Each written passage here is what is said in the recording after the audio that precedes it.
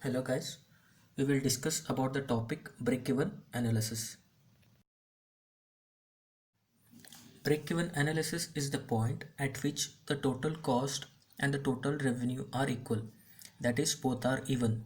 There is no net loss and gain, and one has broken the opportunity cost that have been bid and capital has received the risk-adjusted return. As a finance manager, you will also be interested in knowing how much should be produced and sold at a minimum to ensure that the project does not lose money. Such an exercise is called break-even analysis, and the minimum quantity at which loss is avoided is called break-even point. The main purpose for calculating break-even analysis is first to determine the minimum output that must be accessed for a business to profit.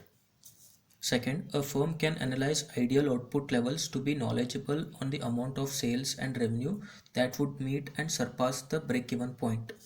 Third, it helps to provide the dynamic view of the relationships between sales, loss, and profit. Some of the limitations of break-even analysis are it only analyzes the cost. It tells nothing about the sales of the product and its various prices. Second,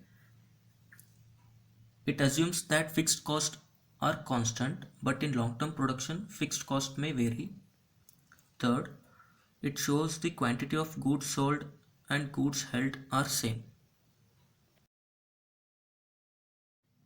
Benefits of break-even analysis. Break-even analysis catch missing expenses. It sets revenue targets. It helps for making smarter decisions. It helps for funding your business. Better pricing for the project and covers the fixed cost. The break-even point is defined in two terms: accounting term of break-even and financial term of break-even. From the next slide, we will solve the problems on these two break-even terms.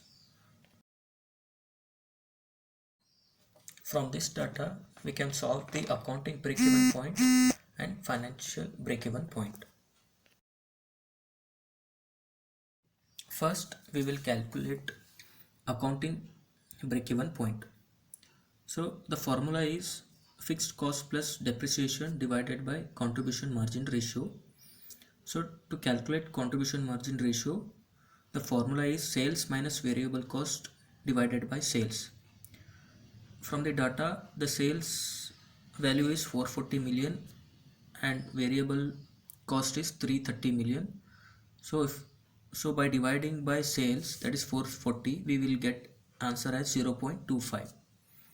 So the break-even level of sales for the above data is 20 plus 40, that is fixed cost plus depreciation divided by contribution margin ratio, that is 0.25. We get the answer as 240 million. Next, we will calculate financial break-even point. Variable cost is 75% of the sales, that is given in the problem. The remaining 25% is the contribution. Fixed cost is 20 million, depreciation is 40 million. Profit before tax is equals to 0.25, that is contribution multiplied by sales minus 60. 60 is the sum of fixed cost plus depreciation, that is 20 plus 40. Next, tax is equals to 20%, that is 0.2.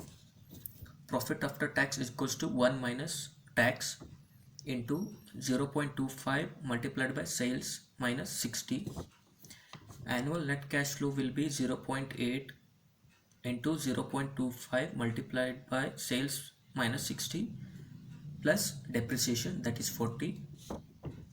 So next, PV net cash flow will be 0.2 sales minus 8 into present value interest factor, which is 10%, that is cost of capital is 10%. We get the answer as 0.2 sales minus 8 multiplied by 6.145 from the table.